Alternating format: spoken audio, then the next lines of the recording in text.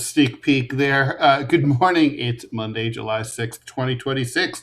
You're watching DeProgram with Ted Rall and Jamarl Thomas. Thank you for joining us. It is 9 a.m. Eastern Time. We're here Monday through Friday, 9 a.m. Eastern Time. Hope you had a great Independence Day weekend. Jamarl, how are you doing? I'm doing okay. How's it going, man? You doing all right? I am doing okay, indeed. So let me make sure I've got no glitches here. Okay, cool. All right, so a lot to talk about. We all saw the 250 festivities and celebrations. As usual, we're looking to answer your questions and comments over anything that we do or do not want to talk about, or do we want to talk about anything? So anything you want to talk about, please go ahead and chime in. We will be doing the Q&A show at 12 noon today because it's Monday, so don't forget that. Save your weird questions for that, maybe, or don't, whatever you want to do. It's free speech for now. All right, so we're going to be talking about a bunch of stuff. This socialism thing, Democratic socialists are doing really well in Democratic primaries. And so basically, the Trump administration has decided to unveil to revive 1950s McCarthyism by calling anyone who's a Democrat a communist. God, I wish they were. But anyway, we'll talk about whether that's effective or not. Tennessee National Guardsmen assigned by Trump to patrol the streets of Memphis have shot and killed a dude who was being pursued by local Memphis police. 20 years old. Is this going to turn into one of those, infamous police shooting stories that become a national story? We're going to watch that. And then this is totally a JT special. So Washington Post reported exclusively over the weekend that the Iranians were warned secretly by the United States that Israel was planning to assassinate two of their top officials, gave them apparently some details about what the Israelis had planned, and basically was like the U.S. was so concerned that the Israelis would keep killing Iranian officials that they're trying to talk to and come to a deal with, that they told the Iranians how to protect themselves. 92% of Israelis currently told a recent Times of Israel poll that Iran won the war. And so it's kind of like for right-wingers who say that they didn't, you're to the right of an apartheid fascist state. So you might want to think about where you stand there. And it looks like now this part is a Ted Rall special. It looks like now something that I had said might be happening. There's now some talk inside official Washington about trying to replace Israel with Iran as America's biggest ally in the Middle East, which I guess that was the case until 1979. At least they were kind of tied with Israel, I would say. You mean with the Shah? Under the Shah, yeah. But the thing is, Iran's going to have to step up their torture program to really cozy up to the United States. Otherwise, we're not going to be able to be friends. Anyway, we've got that all going on. We've also got a question that I saw in the chat, a very generous $20 donation, and this was about the FIFA story, right? So this is a crazy story. So top soccer player for the U.S. team was dinged with a foul. In soccer parlance, you get a red card or a yellow card. A red card means you're out of the next game. So there was concern on the part of the U.S. that this might hurt their chances of winning their next game against Belgium. So Trump called the head of FIFA and arranged to have that red card go away. And so now this dude is going to get to play. Crazy story. Anyway, what do you want to talk about first? That's a farce. What a farce. Meaning I don't even know why any other players would play under that condition. First of all, serenity now. First of all, I have issue with those teams playing anyway, out of issues of solidarity of what they were doing to the Iranian team, because it's cheating the Iranian team. The idea that the Iranian team needs to go to Mexico for very basic things that people would necessarily do here is unfair to the team.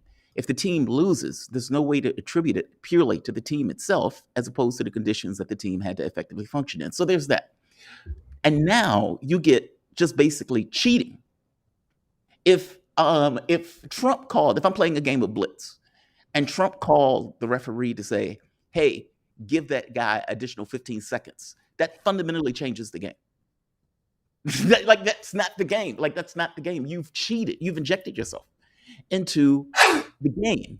And they're pretending as if the game is being on the level. It's not on the level because that guy wasn't supposed to be able to play in the next game. That's outrageous. I felt like it's one thing for the U.S. to cheat around the edges. It's another thing for just directly cheating in the game itself, which, if that story is true, that is what took place. Trump injected himself into a game that he had nothing to do with that could affect the outcome of further games. Right. So, tell me I'm wrong. If you think I'm wrong, tell me. No, look. First of all, I want to make sure I give proper credit to Sam Palmisano for this question, and really appreciate it. Look, I think it's outrageous, and to me, it's like there's so many layers to this that smell bad. First of all, it's the fact that this happened literally at the highest levels of the corridors of power. It's the fact that the FIFA president has been sucking up to Trump now for years in order to, get Trump to cooperate with, to make sure all the visas and everything got approved. And then Trump didn't really go along with any of it. It's the fact that nothing like this apparently has happened since the 60s. It goes that far back. And I think maybe not last, but certainly not least to me, the fact that the U.S. is the host country means that we should be bending over backwards as Americans to make sure that the proceedings are incredibly fair. I mean, this is incredibly bad sportsmanship. I mean, even Nazi Germany, didn't put a rock in Jesse Owens' sneakers in 1936. I mean, they still let him run. They didn't say, "Oh, you're going to have to, you're going to have to commute back and forth to France every day in order to perform in the Olympic Games." It's shady. It's just a bad look. It's everything, it's Trumpy, but it's also the fact, look, you always bring up the solidarity issue, Jamarl, and you're right. I mean, the thing is, the only thing that could put a stop to this would be let's say American soccer fans, even though they paid thousands of dollars for their tickets, decided to just not attend the game and the bleachers were empty. Or for the other teams to just not show up. Also, frankly, look, it was a very rough foul for that player. Balogun, he had, it wasn't on purpose. He basically came down on the foot of the other player in this game. He didn't try to fuck him up, but it's still a foul. It's a foul is a foul is a foul. Those are the rules of the game. He should have insisted, "I don't want to play." I got a red card fair and square. Now, obviously, the coach pressured him. The president of the United States personally interceded on your behalf. They talked him into it. The pressure is enormous. He shouldn't have done it. I mean, it's like it takes so much cooperation for bullshit like this to go through from so many people. And that's, the other teams, everything. Other players shouldn't. The other American players should have said, "We don't want to play. It's not fair. It's not fair to the Belgians." Yeah, agreed. I mean, it's just outrageous. If that guy scores the winning goal for the next game, can you imagine that? Meaning, from my point of view, the other team can play. He's a great player.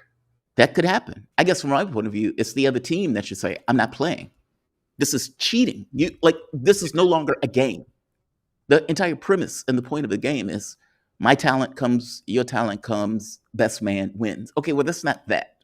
This is intrusion by the president of the United States to give the American team an advantage that you shouldn't have had. I don't care if, the foul wasn't that bad or anything. It's irrelevant. If you're, I'm saying this from the standpoint of somebody who plays sports and chess, right? And who have played tournament chess since. I know you're laughing at the whole sports and chess thing. I'm going to run with it.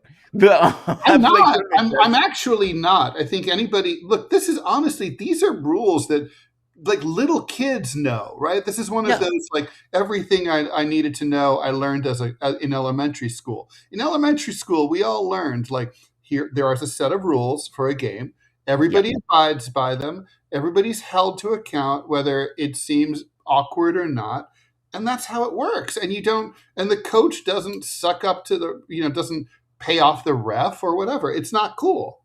Yeah. Imagine you're in NBA Finals and one of your teammates gets fouled, and a mob boss who has money on the game contacts the coach or contacts the ref in order to get the guy back into the game or in order to allow the player to continue.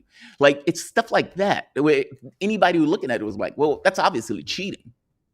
Okay, it's obviously cheating. Like, I don't even know why this is a question. I don't even know how this could work in practice. Yeah, it's outrageous.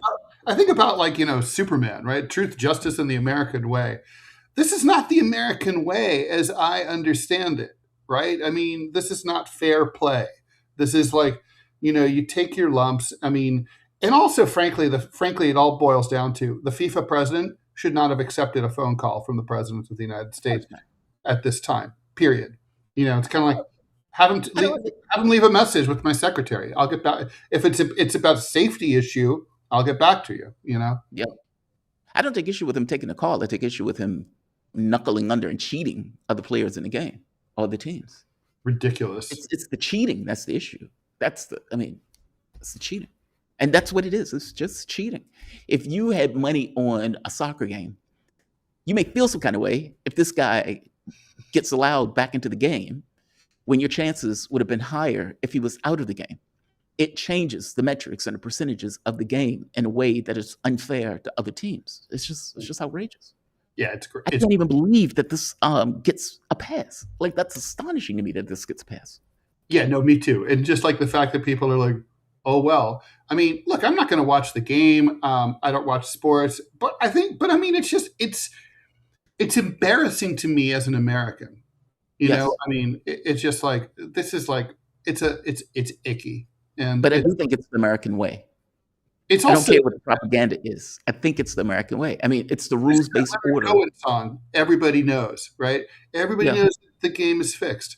And I mean, everybody's been there. I mean, like, I remember going to a council meeting when I was a kid, opposing a developer's idea to tear down local woods and put in a strip mall.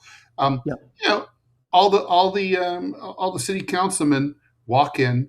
They listen to the debate, but you can tell from their faces they're not paying attention. They've gotten their envelope. The fix is in. It's going to go through. Fuck the community. Too much shit works like that, and sports really shouldn't. Sports typically doesn't, I would argue.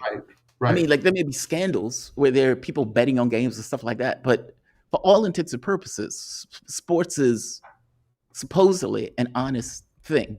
I mean, and I'm saying this again, my perspective of this is chess.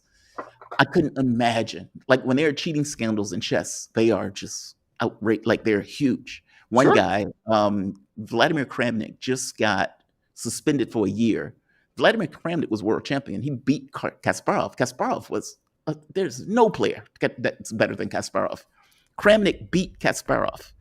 Kramnik just got sent packing for 1 year because he said that another guy in chess was cheating. Cheating is a big deal. It is an extremely big deal in chess, which I couldn't foresee a situation where the president calls in and tells the ref to give a guy an extra minute in a blitz game.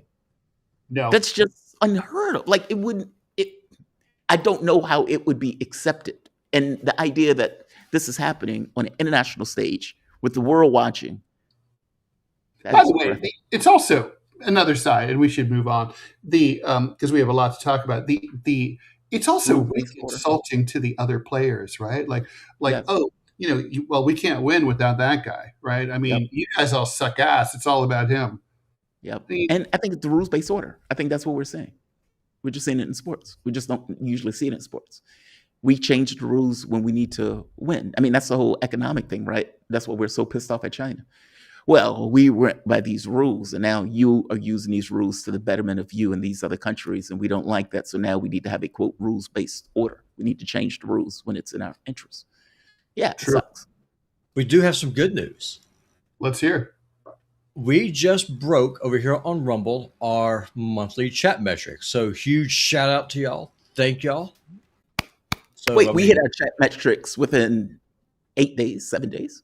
Yeah, we just got it. So for those of you who are tuning in, Rumble, they changed the. Speaking of changing the rules, having a rules based order, Rumble changed the rules from requiring a 30 unique chats to 75, and the reason why that's such a big deal is that is one of the requirements just to be in the Rumble Creator Program, which is how we get paid. So big shout to y'all. Thank y'all. We are there. It's all gravy from here. And one further request, because the chat is the one thing I have no control over. We can stream, we can make clips, we can make shorts. We can play all that, but the one thing I cannot control is the chat. So if y'all please do us a favor on TMI. President Trump call the president of Rumble and just tell him give us some extra chattage. Yeah, just give us an exemption. That would be nice. I don't think we're quite that important though. Yeah. But seriously though, I mean, if y'all would follow the TMI show, follow Putin Bite Gaming once a month. Come, drop an emoji, say hi, flip us off, whatever. It does not matter. We just need that. We just need that chat metric because that's the one thing I cannot control. So if y'all would do that for me, be a huge shout out, man. Thank you again, everyone, for your help. All right, thank you, Robbie. All right, let's get through some comments and we'll move on. I don't know, we can do whatever. Okay, so. John D. Cockefeller, doubtful. A guy getting schwacked by a national. Okay, we'll get to that.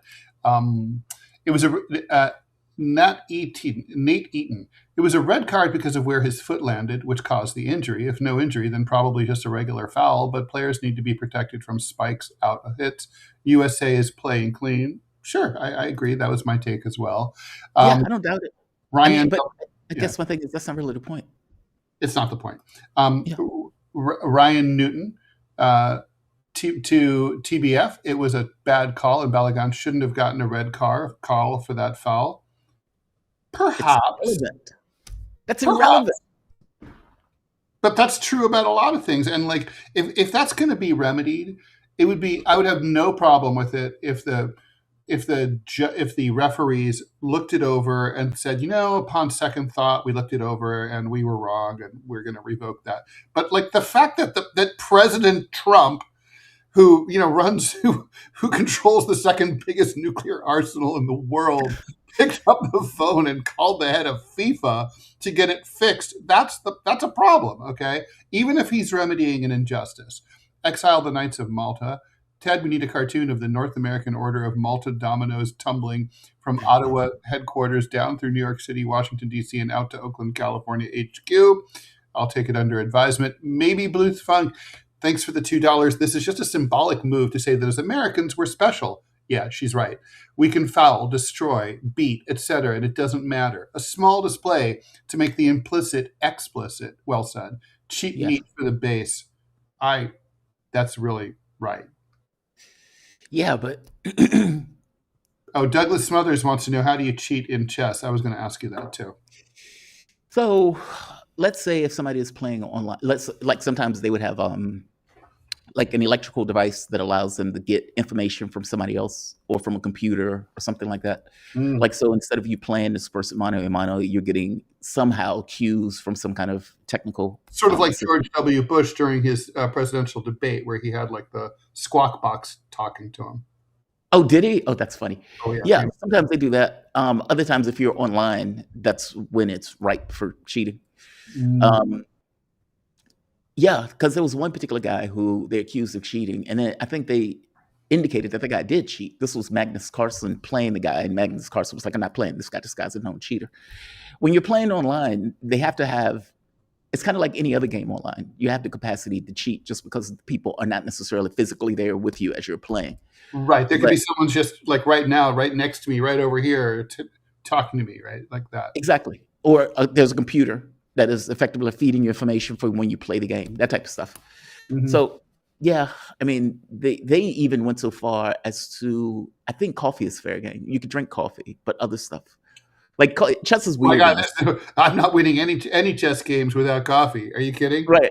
Yeah, coffee is normal. But no, the cheating thing is big in chess. It is a no-no. Oh, it is a no-no. Wow. It is a no-no. No. Okay. So, do you want to talk about this socialism thing? I mean, I thought it was interesting. Yeah. And let me ask you, do you think that's even effective at this point? That's the question I wanted to get to. So basically, everybody who's been following social media knows that the latest MAGA talking points that have been going out following the Mamdani-backed Democratic Socialist sweep in New York State and other states, right, in Denver area, et cetera, Yeah. has been like they're communists. You can't. Trump said, on July 4th, you can't be a patriotic American and be communist. I would take major issue with that, but. So dumb. But anyway, so basically, this is there's someone counted up the number of posts. So last week there were 626 posts where right-wing influencers and top Republicans used the words communism or communist to smear Democrats. That was up from 439 a week before. So it's a 43% increase. Obviously, this is a talking point for them. Right. So calling Democrats communists. Now, one really funny part is I looked into some of the victims of these. Their poll numbers went up as a reason after the Republic, because that makes them look a lot more interesting. There's really just in a recent race, I don't remember where it was, but someone just dropped out who was like trying to thread the needle in the Democratic primary between a far left and a far right. A corporatist and a far left lane, and there was kind of like no space for that. I mean, Yeah. I think the American people are not in the mood for milquetoast, DNC, corporatist crap. They have. I don't want to. I'd like to say they never are, but that's not true. They have been. They just weren't in the mood for it. They were in the mood for it in 2012.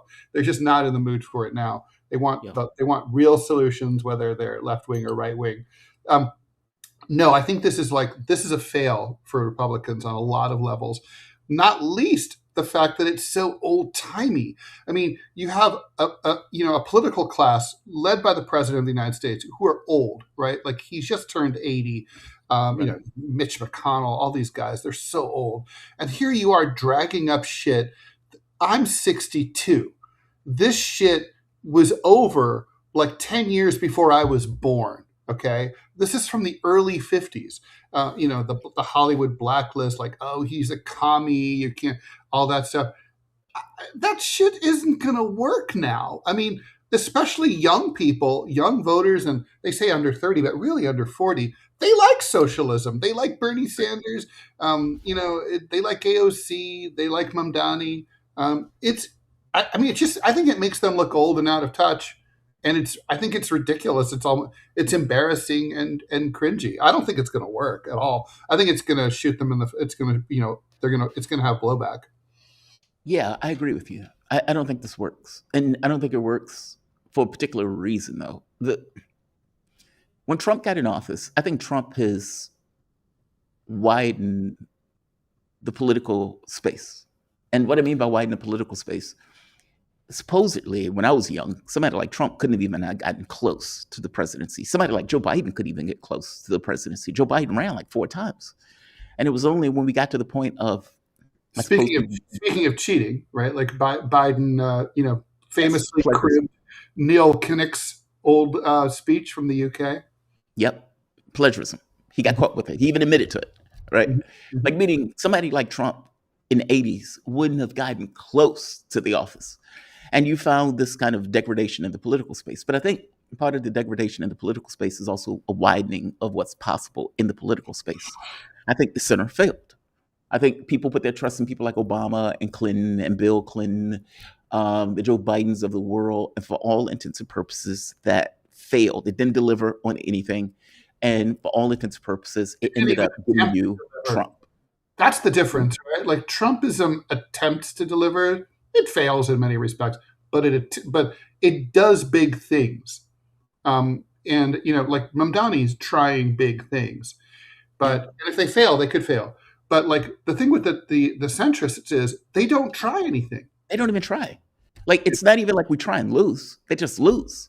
Yeah. And they don't try. Meaning it's not like you're moving the ball forward, the Republican gets in and ball is moved backwards and you move the ball forward trying to get your agenda accomplished. I don't even know what the agenda is. let alone getting anything accomplished. And so I think when people are looking at people like Mamdani and the people that he's putting in, these are people who are effectively saying, this is what we want to do. You grade us by whether we accomplish it or not, but this is what we want to do. Okay, that's not really the same as like Kamala Harris putting out a plan that nobody believes she even believes in, where you have no idea what Kamala Harris is going to do when she gets in office. Same thing with Joe Biden. The big thing that Joe Biden did was the $200 or the $300 for kids. But within a year, that was gone. That was like Social Security for people with children. Basically, we're going to take care of our kids. Okay, well, that's gone. So you can't even get basic things accomplished. I think people are looking for somebody who is outside of the typical political space, who at the very least believes in relatively larger things. And so I think you can get somebody like, because otherwise Sanders didn't even believe in Sanders in the beginning. Like, meaning Sanders thought, I'll just push the political space to the left, not realizing, holy shit, I just caught fire. Right. I think the political space is widened, especially from the standpoint to the left. And I think calling people communists is just going to make people very comfortable with communists. Right. And I mean, yeah, I mean, my only problem with it is it's giving Democrats more credit than they deserve for having, you know, actual ideals and ideas, which I don't think. Yeah, I don't think it works. I think for all intents and purposes, these people are just Democrats. They may be a tick to the left, but if you continuously call them communists and socialists, people are just going to get more familiar with the term communists and socialists. And if they're succeeding, then it doesn't matter what you call them. Well, that's the thing too, right? Like, people definitely, you know, they know they're comfortable with socialism. I mean, it polls well now, and you know, it's in some polls. There's a Gallup poll where they take a survey of how people feel about capitalism versus socialism. Socialism consistently polls popular with more popular than capitalism with at least 40% of the voters. That number's only increasing now. People know that communism and socialism are intertwined. They might be not really clear on the goal of socialism as communism thing, or the fact that there really has never been a communist country, or even a country that claimed to be a communist country, even though it has a communist party, but not a communist. So people might know the distinction. But if you're okay with socialism and you know that communism goes with it, you're probably not going to be that upset about communism the way that so many people were in the 1970s. I mean, the Cold War is fucking over. Yeah, I do wonder if they focus grouped or polled this internally and they think that it's going to work. It just seems to be the Republican go-to. It just seems to be the Republican go-to. They seem to be stuck in this thing that this works. Oh, we just call everybody a communist and socialist. I mean, the catch becomes, do these people run from it, or do they stand their ground and deal? Like, meaning for example, when the Israel issue come up, from my point of view, you go through that. You don't run from that. You go through it. And I get the sense for the socialism thing also, you run through it. If you run, they'll chase you. Yeah, you need sort of a variation of FDR's famous speech where, you know, I welcome their hatred. Yeah. You need that kind of thing where it's like, oh, if being a socialist means that, you know, I care about a young mother raising an only child who can't afford health care for that kid, then I'm a socialist. You know, like that kind of vibe. Yeah. Then, you know, but anyway, okay, Sam Palmisano, thanks again for $50. They used Article 27 previously with Ronaldo to allow him to play. The red card shouldn't have been given after VAR review. That's the video. They did slow-mo review. Yellow max, the purpose of Article 27, so that FIFA has a check on corrupt referees. This ref already had allegations about cheating previously, but Trump called that. It doesn't matter. I don't know why they think that matters. Trump, like, they're bad calls. Like, if you're playing basketball and Michael Jordan fouls someone and they take Michael Jordan out because that's 6 fouls, it doesn't matter if it was a bad call. He still is taken out. And if somebody called, the president said, hey, bring Jordan back in because we don't like that call, and they bring Jordan back in the game, then that's outrageous. It doesn't matter if the call is bad. The call is the call. It's the point that the president intervened. That's the issue. Even if the president was right, that's not the point. That's not the point. Yeah. He could be perfectly right. The call. I will accept that the call was bad. Sure. I would accept it. Fair enough. But the ref made the call. The idea that an external party calls and says, hey, put the guy back in the game is insane. I don't know why you got. I agree with that. Don't Sam know why you all Palmisano, think that's okay. thanks already for another $10. FIFA is already corrupt to have Article 27, which manipulates and defers suspensions for high-profile players. You can't blame Trump for using the rules that already exist. He's just speaking up for us, in my opinion. Are you serious? Thank you for the donation. I think you're out of your mind. I thank you for the donation. You're out of your mind. It's a sport. The entire sport is not about who wins. And we're the host country on top of that. We shouldn't be whinging. Yeah, and there's that. We're the host country. And it's like, hey, we want to win this game, so put that guy back in. It's bad, right? I mean, it's bad. This is like, I mean, if memory serves, right, the famous U.S. hockey team that upset the Soviets in the 1980 Olympics, right? I mean, that happened in Russia, right? The Russians, Brezhnev didn't fuck with the American team. You know what I mean? It's Can like, you imagine some shit like that? It's like, take that guy out. Cap that fucker. John D. Cockefeller, thanks for the $5. We don't need a new wave of McCarthyism. We need a wave of Masseyism, Thomas Massey, rooting out connections to Epstein and AIPAC. Well, Masseyism seems to be currently not ascendant, right, to say the least. Right. We'll see what happens. I mean, there's obviously civil wars in both major political parties. So I think we're on the same page about this. We'll see what happens. By the way, I'm shocked that the audience cares so much about this. To be honest, I didn't know they were paying. It's interesting. Yeah, it's cool. I'm glad that it's like it's good to stretch out sometimes because we can develop assumptions about what people want to talk about and be wrong. True. So. I struggle with that myself. But we already had President Trump called Robbie and told him that we should change what we're talking about today. So President Trump calling everybody. He's going to call and change all over the place. Next time you're at a bar, he'll call your bartender and change your order and be like, he doesn't want that IPA. He wants it. He wants a Scotch. In fairness, I would not have taken his phone call. Really? Because I'm sorry, I'm busy. I mean, the guy's a genocidal traitor. Well, there's who has stabbed his country in the back and is doing everything he possibly can to destroy what's left, the remnants of the republic. I have no time for that. Life is short. Well, I don't have time for him. He's doing his best to help the American team win. So all is good. I mean, I'm such a curious person. I just couldn't help. My curiosity would get the better of me. Like, what the fuck does he want? Same here. I'd just be curious about the phone call. Like, really, is this Trump? Yeah. I mean, you just have to be. Who is the most famous person who's ever called you? Does it come to mind? Ever called me? Yeah, like Jesse Jackson, maybe. Jesse Jackson. Yeah. Wow. Yeah, for me it was George McGovern. Really? He wrote the intro to one of my books, and he called me to talk about it. I was like, what? And it came up on my caller ID, McGovern, comma George. I'm like, what? Holy shit. Yeah. No, for me, it was on the radio show. Jesse Jackson called in because he wanted to try to free the basketball player that was in Russia.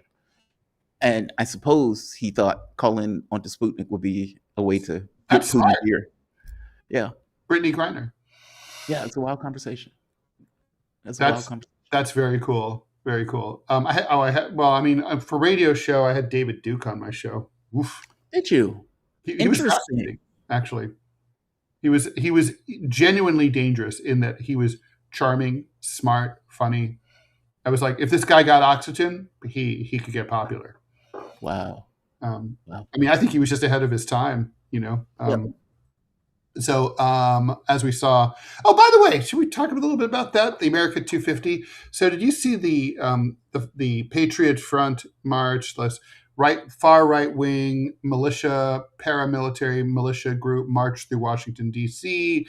There was a photo that probably is going to end up a contender for the Pulitzer this year of a young black lady on the metro in DC, and she's surrounded by these Patriot Front guys riding. They're not threatening her or talking to her, but they're all like surrounding her, like hanging from the straps and stuff in that car. And she's got that look, that flat affect urban look that we all know from riding subways in cities, where you're just like, I don't see anything. I'm not here. Yeah. I'm not engaging. But it's an amazing picture. And on right wing media, they're saying, "Oh, that's the Southern Law Poverty Center. Like it's Soros. It's fake. There's no real Patriot Front. It's all It's. I mean, guys, come on, really. I mean, there really are far right, like quasi neo-Nazi organizations in the United States. I mean, there are. I mean, they may forget. I don't forget this. When Donald Trump was giving his speech about how he was being cheated and there was fraud and everything else, the militia that was standing outside of Virginia, or that was standing in Virginia waiting for Donald Trump to give some kind of call sign where they were going to get their weapons and apparently do something, that was a militia. That actually did happen. Dude did get prosecuted. Mm-hmm. And they were staying in Virginia with the weapons because they couldn't necessarily bring them in DC legally. Like they were waiting for the call to start the revolution. These people exist. As Trump said, stand by to the problem. Stand by. Yeah. So I don't know what they're talking about. I mean, it doesn't shock me. It's embarrassing. I mean, it's just like they're trying to just lie away this thing. It's very simple. All they have to say is like, yeah, real white right wingers are not a bunch of psychotic mask wearing racists. The end. Right. It's not complicated. Yeah, they don't do that. They just say it's Antifa. It's Antifa. So it's Antifa. I actually knew Stuart Rhodes. I went to church with him. Did you? Yeah, who's who you're talking about? So he was the leader of Oath Keepers back at my previous church. He would go there occasionally, and he was all about the grift and stuff. I also knew Randy Weaver. He lived here in Kalispell. Now, which one is Randy Weaver? I know Stuart Rhodes. Randy Weaver was the guy who the FBI over at Ruby Ridge. So yeah, they murdered his wife. They murdered his son. Basically what they did is Ruby Ridge, right? Ruby Ridge. Yeah, they entrapped him. So this FBI dude wanted a sawed-off shotgun. Paid Randy Weaver to make him a sawed-off shotgun. So he did a classic case of entrapment. Did it. Right. Then they executed his family for it. So I mean, it was just. But where I'm going at does that shit all the time. The weird Janet Reno era Michigan thing, where it's like they talked, like most of the people were FBI agents. Yeah. A few of the people were involved, but it's usually like you're prodding. And it's like, okay, would the person do that if the FBI wasn't prodding the guy to behave that way? Yeah, it's manufactured. And I guess the point that I'm trying to make is that our right wingers sure, y'all are talking to one. I mean, we obviously exist. That being said, anyone who thinks that a right wing militia is going to dress up with pantyhose over your face and walk down the National Mall in Washington, D.C. and not be infiltrated out the wazoo by the feds. I don't know what y'all are drinking over the weekend. Whatever it is, please share. Any extremists because that infiltrated by the feds, left or right. That's the point that I'm making. This is AstroTurf. What this is. No, it's not AstroTurf. It's a real organization, and they might be agents provocateurs, but those are 300 dudes, of whom 294 are definitely loving it. I think that you could probably make a solid case that maybe 40 or 50% of them are feds. You think 50% of the 300 people who were there were feds? It would not surprise me. The only reason they're wearing masks is because their IQ is not as small as their racism. They know that they'll be doxxed, right? And I'm the first to say, like, even if you're a fucking racist shitheel, you shouldn't be doxxed and lose your job and all that shit. You're entitled to your racist bullshit. No, you're missing the point. I think that what this is, and I'll go away because I have a show to do. The way that the current system stays in power is by convincing everyone that the other person is a monster and that you need to be protected from that person, whether it's the communist or the right winger. Mm-hmm. Agreed. That's how the oligarchs stay in power. Y'all give these people way too much credit for being honest when every single day they show us that they're anything but. That's the point that I'm making. This is a scam. What this is Trump calling out no commies is trying to scare people like me and think, oh my God, I need the feds to protect me from those evil red commies.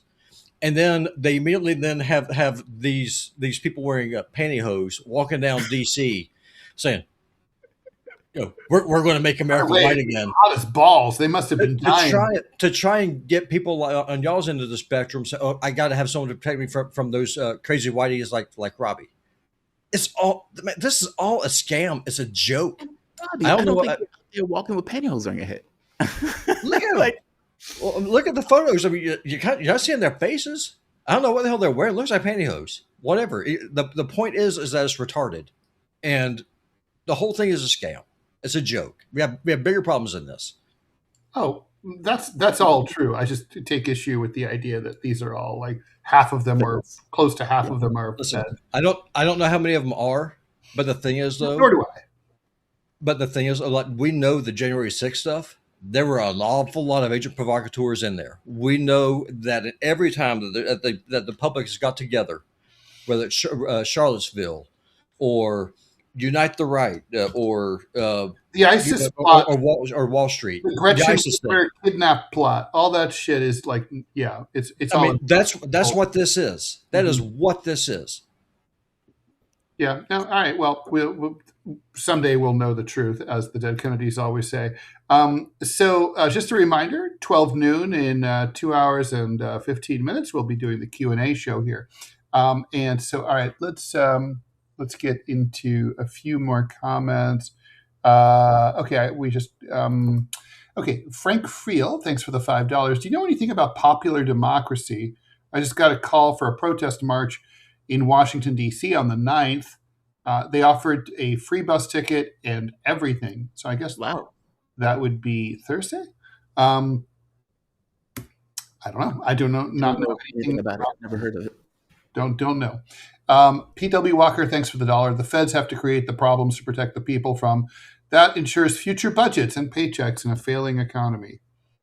Agreed.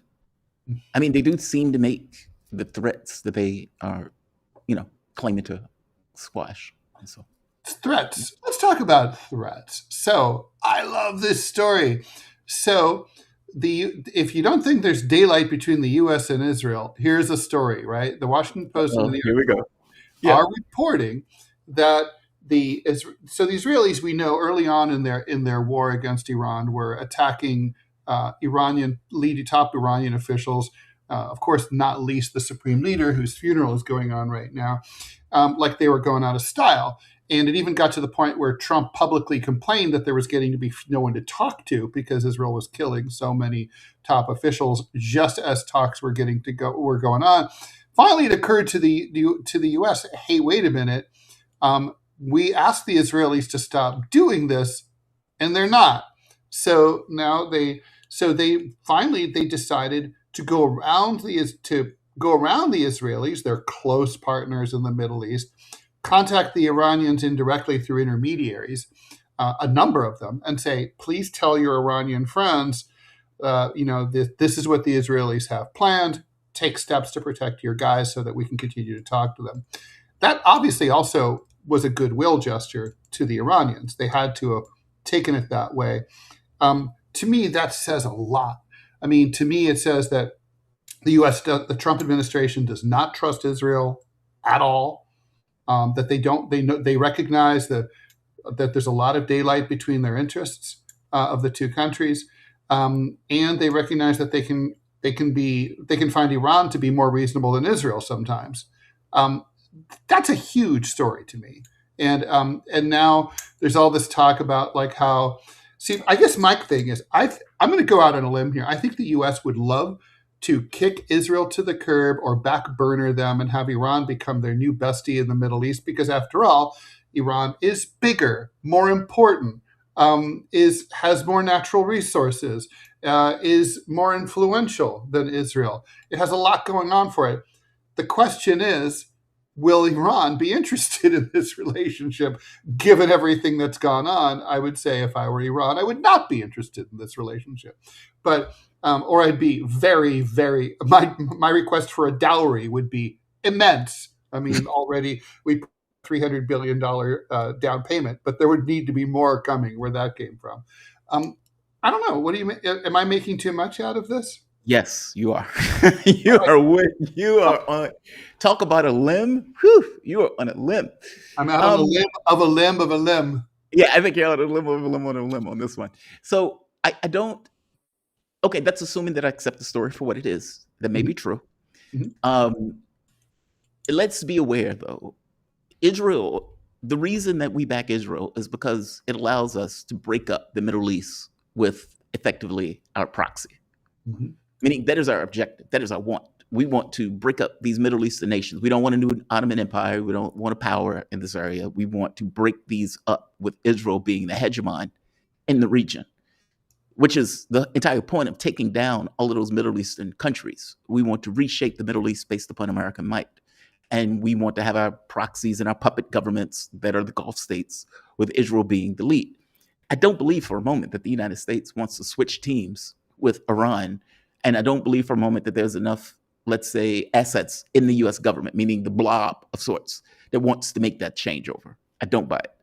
Iran hates the U.S.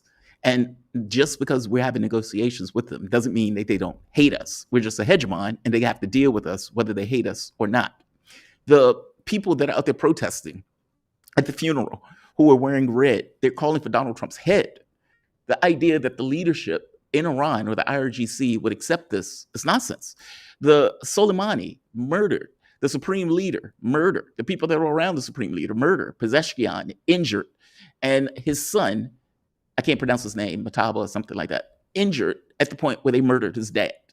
I don't get the sense that this is going to be a country that is going to be amenable to U.S. interests, either way you look at it, especially with Donald Trump saying that they're basically primitives. So I get the story. It may be true. It may be a situation where the U.S. was like, God, man, we're in a fix right now. We can't afford to have them murder Araghchi and I forget the parliamentarian's name. Bagher, I'm not going to try to pronounce it. Bagher Ghalibaf. Ghalibaf, that's it. Thank you. Yeah, if you murder both of them, what does it do going forward? Okay, well, the U.S., I don't know if you heard Vance. Vance recently, I got the clip of him, but Vance made the point of saying we needed to get the Strait open to get oil supplies out. Effectively, we were in a fix. And then we could reevaluate whether or not we want to resume attacks. This was never taken honestly. Israel is not leaving Lebanon, at least not until they're forced out. And the agreement that Iran made with the U.S. was effectively dead on arrival the moment that the U.S. tried to carve off southern Lebanon from Lebanon. I'm saying none of this stuff is indicative of the U.S. fulfilling the obligations of MOU. According to Vance, they just needed oil to flow because our economy was going to hit the skids, and Trump knew it. So maybe this is true, and maybe it is true because if this happens, the strait closes entirely again. Not to mention strikes, in which case it damages Donald Trump's economic positioning just before the midterms. But it could be right. I'm not saying it's wrong. It could be right. Be like, please, don't murder the negotiators. It seems to be as well sourced as anything is from mainstream media these days. Yeah. And by the way, like I said, I accept it. It could be true. We need that strait open. And if they're going to go and kill the negotiators, well, we have no idea what they're going to do in response. I mean, obviously, airstrikes are going to hit Israel hard. The U.S. is going to have to get involved. The strait continues to be closed. The economy takes a hit. Like, it's a whirlwind. Yeah, it is. It is. Now, I think for sure it's safe to say that the warning happened. It's certainly the kind of thing the U.S. would do. It's like, hey, heads up. They're going to try to kill Araghchi. Yeah. Yeah. And it's. I mean, I guess I don't know how the Israelis would have taken it. I think they must have been really pissed off. And I guess they were already pissed off at Vance because they thought Vance sold them out or told some kind of plan or something that they had been doing. They were already pissed off at Vance. Well, I mean, that's the thing, right? I mean, so if Trump croaked and Vance becomes president, what happens? I mean, it's Vance is not Team Israel here in the way that Trump is. But you're asking me what happens? I think the Yeah. same policy continues. I don't think because I don't think it's about the president in this case. I think this is U.S. policy. right. No, I think that's the safe call. I would agree with you on that. Okay, so we got to talk about this thing in Memphis and get ahead of it. It's looks like. So here's the thing. We're unfortunately in this country, we're really used to these, crazy white cops and sometimes crazy black cops killing usually young black guys, and usually they overstate the threat, if any, that they presented. Right. It's not always like that. Starting over a year ago, we saw Renee Good and Alex Preddy in Minneapolis, both very white people being, offed by ICE. But here, this looks more traditional. But the wrinkle here is that this is in Memphis. Memphis PD was being assisted by Tennessee National Guardsmen, who were assigned, and people kind of forgot about this story, but assigned by Trump to patrol the streets of American cities, supposedly against crime. Obviously, we don't know what happened here. It might have been a legitimate shooting to the extent that these things are legitimate, but video will surface, no doubt, and then we'll know the truth. But I guess this is just, to me, this is kind of like the FIFA story. Tennessee National Guardsmen are not trained for police work. They shouldn't, even if it's a justified shooting, they shouldn't have been in a position to shoot anyone. I mean, they shouldn't have been there. They just shouldn't have been there. I would say that, as fucked up as Memphis's cops are, I would trust them more than National Guardsmen to know how to do, street policing. Yeah. Well, why not leave the policing to the police department? It's that, right? It's like, is the police department really that bad off where they require the military to join in on the police work? No. And there's a difference between policing and the military. And that difference is not minor. That is a major difference. Like, meaning one is designed to kill the enemy. The other one is designed to maintain order. There's a difference in those things. And there's a reason why we call one police and one military. That's not insignificant. Like, that's not a minor distinction. That distinction matters. Sure, our police is fucked up. And sure, they're overly militarized. But they are at the very least trained in policing in a way that the military is not.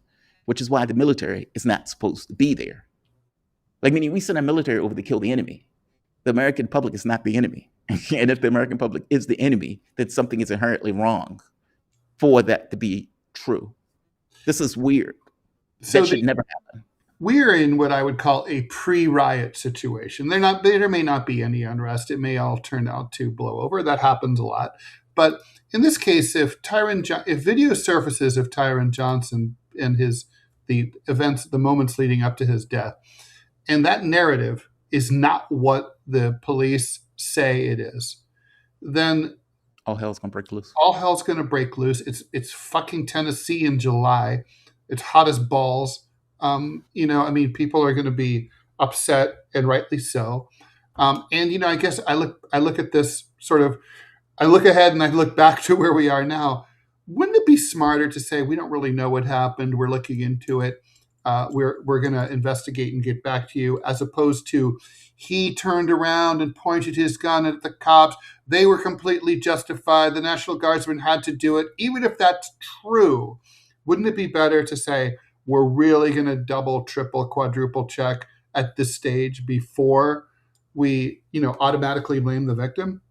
And then if that turns out not to be true, that's what really pisses people off.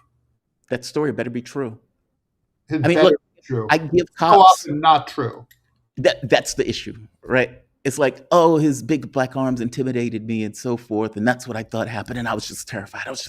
He pulled his gun. He was showing his wallet. Oh, right. Yeah, right. Or the guy goes for his wallet. It's like, I had literally seen cops ask for a person, give me your license, and when they reach for the license, they shoot him, saying, well, I thought you were going for a gun. And it's like, you asked me to get my license. Are you serious right now? Yeah. So you know, if I am being brutal Mohamed here, Diallo in the Bronx, famously. Yeah. yeah, it's just outrageous. I mean, I've seen them shoot kids based on calls saying, "Hey, we saw a kid walking with a gun," and the cop pulls up within a few seconds, murders the kid. It's a kid. It's a toy gun. It's not a real gun, and yet they put a bullet in him. Yeah. So Tamir Rice was what, 9 or 10 Tamir years Rice. old? He was. Yes, he was. The cop zooms up, caps him like 10 seconds after arrival. Really, you couldn't drive up slowly and just be like, "Hey, kid, put down your gun." Right. Really? Get some indication of what the fuck is happening right now. Yeah. If the cop shot him, if the guy turned around and tried to shoot the cop and the cop shot him, fair game. Sure. I'm not gonna be brutal to a cop if indeed the cop's life was at stake. They lie too much. But they lie too much. It's that part. And they would defend their lives. Meaning you would get the police bureau or whatever they call it, the police union to back up whatever happens. Whatever happens. So we'll see. I mean, the video, as you point out, will come out at some point. But I don't think they were for it in the least. Yeah, because after all, where's that body cam footage? That's just it. He's military. He might not require it. But he was with Memphis police. So well, you would think the cops had it. Right. He may not be required to have. Yeah, it's so funny how that body cam footage always sort of it disappears sometimes. Yeah. Yeah. It takes forever to show up. Yeah, it really does. Yeah. It's like, where is that? Oh, it's in the cloud. It's in the cloud. Downloading down. You know how it is. You get that slow connection. You're waiting for it. Big, high resolution video. These things take months sometimes, maybe a year. Yeah. It takes time to figure out the truth. Yeah, for sure. Well, it takes time for us to figure out what we're going to say the truth is, right? Anyway, guys, thanks everyone for tuning in. We'll be back tomorrow at 9 a.m. Eastern time, as we are, and we'll be here all week. Coming up in a couple of hours, we'll be doing the Q&A show with Jamarl and myself and Robbie. If you have any questions for any one, two, or all three of us, or I don't know, for Clovis, just go ahead and pipe it in at that time, 12 noon to 1 p.m. Eastern time. Coming right up, TMI show with Manila Chan and yours truly. Coming up, I'm trying to think about anything else. No, I think that's all the housekeeping I've got to do. Jamarl, always a pleasure. See you in a couple hours. Bye. Tell Manila said hi. Bye-bye. Oh, I will. Bye. Please pop in and chat. Chat. Chat on TMI. Bye. You need those chats. Chat. Cool. You too, JT. Come over and chat. I'm calling you out.